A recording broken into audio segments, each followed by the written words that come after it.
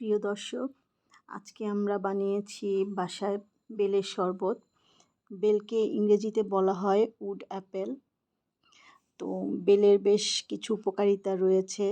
Bell দিয়ে আয়ুর্বেদিক ট্রিটমেন্টও করা হয়, বিভিন্ন ওষুধ বানানো হয়।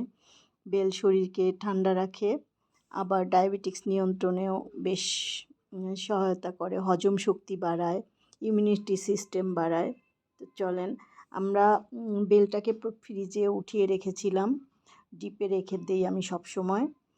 তো বেলটাকে আমি ডিপ থেকে বের করে ফ্রিজের ঠান্ডা পানিতে একটু করে নিয়েছি, গলতে দিয়েছিলাম।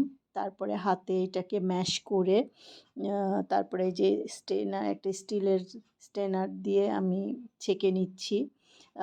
অনেক সময় দেখা যায় যে বেলের বিচি সহ অনেকে ব্লেন্ড করে ফেলে, এতে হচ্ছে বেলের বিচি সহ করলে শরবতটা হচ্ছে তেতো হয়ে যায়।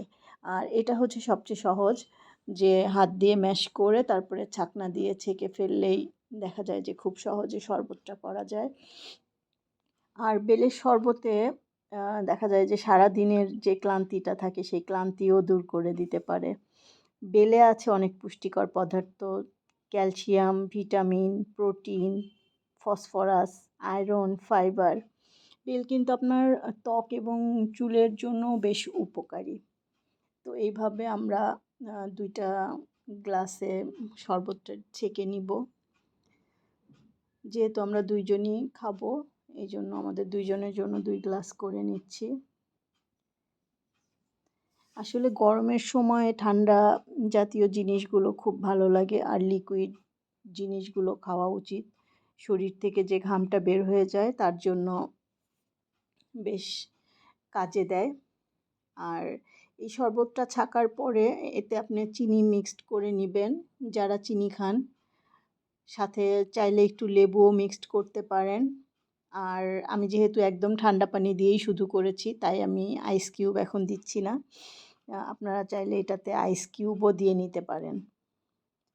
এই তো আমার 1 গ্লাস থাকা শেষ, আরেকটা গ্লাসও আমরা রেডি করে নিচ্ছি।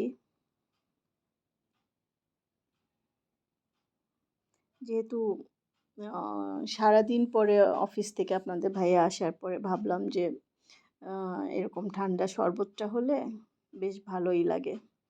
সাথেই থাকবেন, সাথে থাকার জন্য ধন্যবাদ।